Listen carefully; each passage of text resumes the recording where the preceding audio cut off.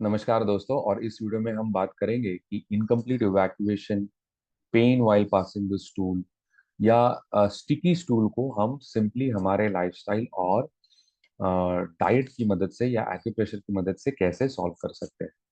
तो ये सारे प्रॉब्लम्स क्यों होते हैं या कब होते हैं? जब आपकी आंतों में अंदर से सूजन, इन्फ्लेमेशन, घाव या हीट बहुत ज्यादा बढ़ जाती है, तब आपको ये सारे सिम्टम्स दिखाई देते हैं। तो अगर आप इसको फंडामेंटली आपके lifestyle, your diet and if you try to treat it holistically with acupressure, आपको महसूस होगा कि आपके बाउल मूवमेंट्स या आपके इन सारे सिम्टम्स में धीरे धीरे आपको काफी पॉजिटिव चेंज दिखाई देता है।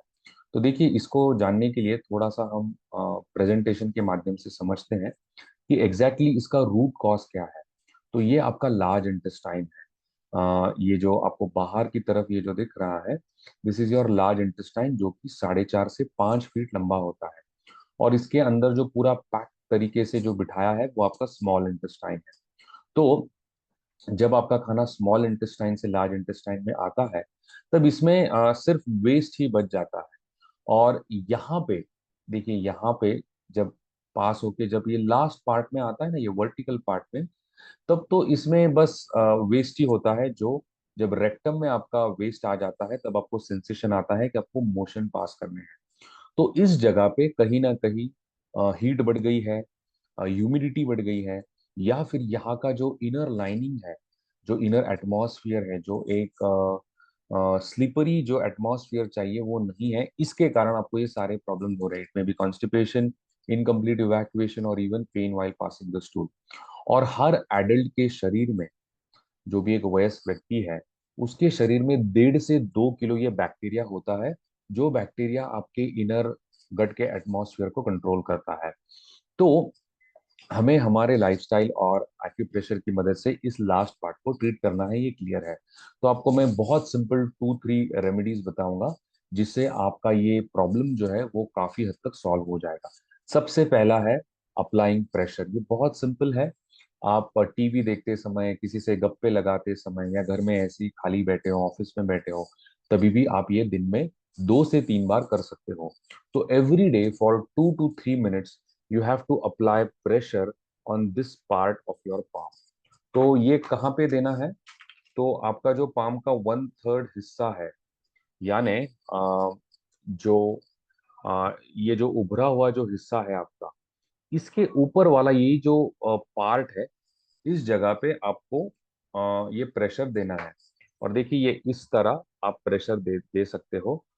प्रेशर देते समय आपको महसूस होगा कुछ कुछ जगह पे आपको पेन बहुत ज्यादा मिल रहा है, तो कोई प्रॉब्लम नहीं है। आप बस यहाँ पे दिन में 2 से 3 बार दोनों जगह पे करना है, दोनों पाम पे। तो ये आपको दिन में 2 से 3 बार, लगभग 2 से 3 मिनट ये प्रेशर अप्लाई करते रहना है। दूसरा रेमेडी है, आपको एक मेथी पट्टी बनानी है। मेथी पट्टी कैसे बनानी है, इसका एक वीडियो मैं आपके साथ लिंक के द्वारा शेयर कर रहा हूँ। तो बस आपको एक 1/2 इंच का पेपर टेप लगेगा, थोड़े मेथी के दाने लगेंगे और एक चम्मच लगेगा। तो आपके बोथ स्मॉल फिंगर्स, दोनों जो छोटी उंगलियां हैं, उसका ऊपर वाला जॉइंट, यहाँ पे आपको एक रोज रात को सोते समय एक मेथी पट्टी लगानी है। देखिए, ऐसे अंदर से ये मेथी चिपकानी है, और बस पूरा गोल ये आपको मेथी की पट्टी आपके दोनों स्मॉल फिंगर्स पे ऐसे लगा देनी है बस। सो एक्चुअली हमारे हायर प्रोग्राम्स में हम बताते हैं कि कैसे सारे उंगलियों पे या जॉइंट्स पे आप आपके पूरे शरीर का, आपके ऑर्गन्स का ट्रीटमेंट कर सकते हो। तो इस जगह पे जब आप मेथी की पट्टी लगाते हो, you are actually treating your gut और your large and small intestine both. तो इन दोनों जगह पे रात को सोते समय मेथी पट्टी लगानी है। और तीसरा और बहुत इफेक्टिव जो तरीका है वो है लाजा या खीर जिसे कहते हैं, जो चावल का बनाया होता है, उसे हम मराठी में साड़ीचा लाया कहते हैं। तो एक लगभग 1 कप जो लाजा या खीर है, वो आपको 1 ग्लास पानी में रात में सुखानी है। तो ओवरनाइट सोक दिस लाजा और puffed rice in 1 glass of water. और सवेरे उठने के बाद एम्प्टी स्टमक आपको ये लाजा या खीर का पानी जो है वो एम्प्टी स्टमक पीना है। और जो लाजा है वो ऐसे ही आपको चबा चबा के खाना है। ये रेमेडी से आप महसूस करोगे कि आपके constipation, bowel movements, incomplete evacuation में काफी अच्छा रिजल्ट आपको देखने मिलेगा। एंड ट्रस्ट मी, ये सिर्फ आपके कोई एक स्पेसिफिक प्रॉब्लम के लिए नहीं है, but this will work on your gut microbiota, this will work on your digestive problems. इसके साथ साथ आपका absorption of vitamin and minerals improve हो जाएगा। और लाजा या खील जो है, इसको आयुर्वेद में बहुगुणी बताया गया है। यानी आपके डाइजेशन के साथ साथ ये आपके गट माइक्रोबायोटा को इम्प्रूव करता है।